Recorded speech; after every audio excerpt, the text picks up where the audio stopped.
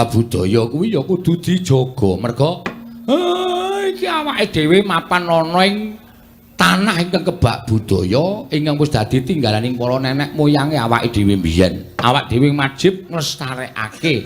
Lho. Lah kok saiki padha diya diniya. Gareng wingi wis gelem jadil kok saiki wis ora gelem.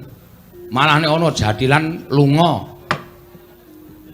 Aku ana sing ngandani nek jadilan ki musyrik kok ya, Pak. Ana sing ngandani nek jadilan kuwi nyembah setan. Sing kandha sapa? Hah? Sing kandha sapa? Ya ana pokoke ya ana. Pokoke budaya ya wayang barang kuwi ora apik, wayang kuwi ora becik. Dugangane cangkeme kuwi wong. Kowe iki ora kok nyembah wayang. Wayang ki dadi tuntunan, tontonan, tatanan lan tantangan. Kowe tak omongi ya, wong ndelok wayang ki nek tenan-tenan le ndelok mesti bakal entuk ngelmu sing apik, ngentuk ngelmu sing becik, entuk tuntunane falsafah Jawa. Ngono. Wong Jawa ki alus. Wong Jawa ki kebak sasmita. Ora kok cobloko. Mula jroning wayang iki digelar kaya ngene iki padha didhawuhi ngonceki sasmitaning lakon sewengi mau apa, becike nggo nendi, alane nggo napa. Kuwi ayo padha dionceki iso nggo sangu jroning urip. Ngono.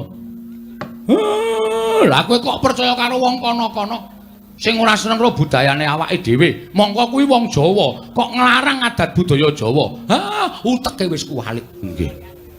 Nek kowe dadi wong Jawa, aja gelem kowe dadi wong liya. Ana tetembungan, kowe aja gelem dadi tamu nang omahmu dhewe, aja gelem dadi wong liya nang negaramu dhewe.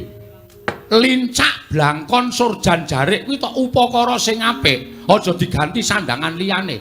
Wong nyatane kuwi ya sandangan apik, ya sandangan becik, iket ki bakal ora le nyolong. Lah kok dadi disalahke iki luput nggo napa? Kowe kelingan ora? Wayang iki mbiyen dienggo nyebarke agama karo Njeng Sunan Kalijaga. Lah kok dadi ana sing muni kaya ngono kuwi? Nek kira-kira isih seger mangan pari tanah Jawa, isih wareg mangan wari tanah Jawa, isih seger ngombe banyu tanah Jawa, ayo do nguri-uri kabudayan Jawa. Ana tetembungan di mana kaki dipijak, diisi tu langit dijinjing. Tegese nek di papan kowe mapan ki ngreganono budaya kono. Aja kok malah tok singkang-singkang kowe ora ndek tangga, ora ndek kanca. Urip ki ora iso nek ora bebarengan, urip ki ora iso nek ora sesandingan. Sok nek mudhar arep mangkat nang kuburan dhewe apa kowe? Nggih, Pak. Kowe kudu duwe jati diri. Lah iki lho. Wong ki nek ora duwe jati diri, wekasan ora iso ngendhaleni diri, terus ming rubuh-rubuh gedang.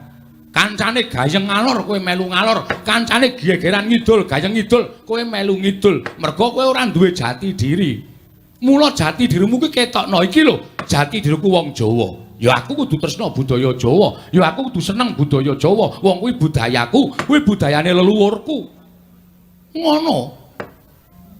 Kampleng lha itu. Sapa? Sapa? Gareng iki. Lho kok gareng iki? Gareng iki ming kurban kok. Gareng iki ora salah kok arep dikamplengi ora. Sengit aku. Mulane saiki kok sing teko latihan jadilan kok kurang siji iki bol gareng iki lho. Kowe iki ape lho reng dadi celeng? Celeng makamu kuwi ora. Ora ana sing iso kaya kowe iso bijek-bijek merga sikile pincang. Nan, trampe lemu joget mula aja. Kuwi iki ora apa-apa nek. Wis ta? Ora apa wong kuwi iki mung budaya. Jroning atimu aja nganti kowe percaya karo kapercayane liya kejaba mung percaya marang panguwasaning Gusti Akarya jagat ngono. Sing kandha sapa kuwi? Ya ana kuwi sing mlebutke kuwi. Engko nek kowe nglakoni kaya ngene iki dosa. Kowe nek nglakoni kaya ngene iki dosa. Lah iki lho, Pak. Aku ora seneng karo wong sing sithik-sithik ngarani dosa. Sithik-sithik ngarani dosa iki apa dhek iki ponakane sing gawe urip apa? Sing nemtokke dosa iki mung Gusti. Ngono lho, Reng. Waton kowe ora nyembah jarane, kowe ora nyembah karo demite. Kuwi ora apa-apa, kuwi budaya. Ya, Tru. Ngono lho, bener. Bagong ki arep wong kucruk ngene malah pikirane cerdas ngono lho. Ayo to, ora sandadak piye-piye. Oh iya sesuk tak menyang truk. Wis kowe iki ndek jati diri. Iki budayamu kok arep ogrek-ogrek. Lah,